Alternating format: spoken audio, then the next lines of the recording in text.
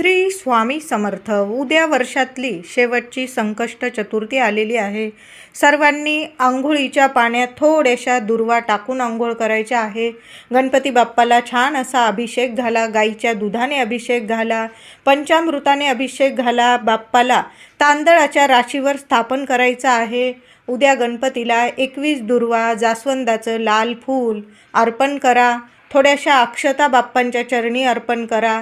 गणपती बाप्पाला गुळाचा नैवेद्य दाखवा. गूळ, खोबरं, मोदक यांचा नैवेद्य जरूर दाखवायचा आहे. घरात सुद्धा सेवा करा. मंदिरात सुद्धा सर्वांनी मंदिरात जाऊन सुद्धा गणपती बाप्पाला एक नारळ, मोदक, लाडू तुम्हाला हवा तो नैवेद्य गणपती बाप्पांना मंदिरात सुद्धा दाखवा. 21 दुर्वा घरात पण अर्पण करा, मंदिरात जाऊन सुद्धा अर्पण करा. सर्वांनी उद्या घरात किंवा मंदिरात गणपती अथर्व शीर्ष 11 वेळा किंवा 1 वेळा जरूर फलश्रुतीसह पठण करा.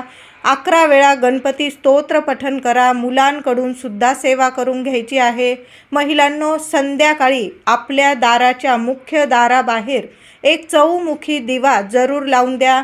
पुढील वर्ष सोन्यासारखं असणार आहे आणि पुढील वर्षी चारही दिशांनी मुलाबाळांना, आपल्या संपूर्ण कुटुंबाला भरभरून कृपा गणपती बाप्पाची मिळणार आहे. चारही दिशांनी प्रगतीचे मार्ग आपल्याला मिळणार आहे. म्हणून एक चौमुखी दिवा जरूर लावून द्या. संकष्ट चतुर्थीचा चंद्रोदय होईपर्यंत तरी तो दिवा प्रज्वलित राहील याची काळजी घ्या. जास्तीचं तेल तूप टाकून ठेवा.